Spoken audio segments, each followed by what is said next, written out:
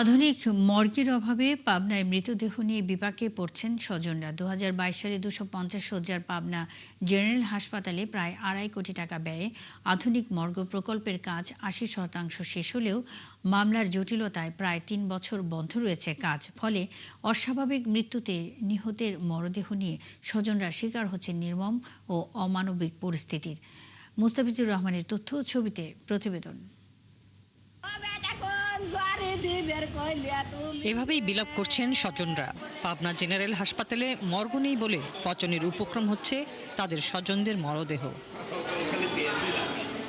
অসমাপ্ত আধুনিক মর্গের ৩ কক্ষের একতলা ভবনের কাজ শুরুর পর স্থানীয় কিছু মানুষ মর্গ নির্মাণ নিয়ে ভূতুড়ে কল্পকাহিনী সাজিয়ে আদালতের দ্বারস্থ হন, আর সেই থেকে বন্ধ কাজ।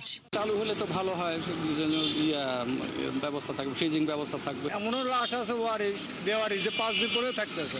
নাম শুনলেই বাচ্চা কাচ্চা বা ফ্যামিলি ধরনের একটা অ্যালার্জি থাকে বা একটা ভয় আতঙ্ক থাকে আর কি। পাবনা ২৫০ জেনারেল হাসপাতালের মর্গের অবস্থা খুবই ভয়ানক, খারাপ। ছোট্ট একটা রুম, এই রুমে ধরেন কাজ করতে খুবই কষ্ট হয় আমাদের। একটা দুটো বেশি লাশ আসলে করা যায় না। ঘরটা ছোট হয়ে গেছে, একটা এই ঘরে 4টের বেশি রাশ রাখা যায় না।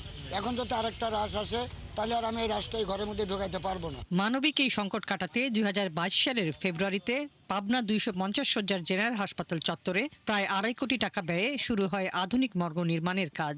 ৬ মাস মেয়াদী প্রকল্পের প্রায় ৮০% কাজ শেষও হয়, কিন্তু স্থানীয় কিছু মানুষের আপত্তিতে হাইকোর্টের 2 মাসের স্থগিতাদেশে বন্ধ হয় কাজ। এরপর আর এগোয়নি প্রকল্প, শেষ হয়েছে কাজের মেয়াদও। নতুন করে টেন্ডার আহ্বানের কথা জানালেও ক্যামেরায় কথা বলতে রাজি হননি গণপূর্ত অফিসের কর্তারা। মরদেহ নিয়ে পুলিশ প্রশাসনও পড়েছে চরম বিপাকে। তো ডেড বডিগুলো আসলে ব্যবস্থাপনার জন্য আমরা হসপিটালে তেমন একটা মর্চুয়ারির ব্যবস্থা নাই বললেই চলে, যেটা আমি খোঁজ নিয়েছি। তবে জেলা প্রশাসন আশ্বস্ত করছে দ্রুতই কাটবে এই অচলাবস্থা। মাননীয় সংসদ সদস্য মহোদয়ের সাথে কথা বলে দেখি আমরা এই কমিটিকে অ্যাক্টিভ করে তাদের সাথে আমরা জানবো বিষয়টা, জেনে যদি আমাদের পক্ষে মিনিস্ট্রিতে জানানোর সুযোগ থাকে অবশ্যই সরকারের দৃষ্টিগোচর করব আমরা।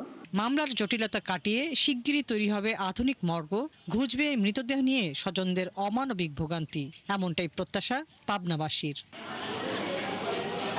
হাসিবা আলী বর্ণা, ৭১।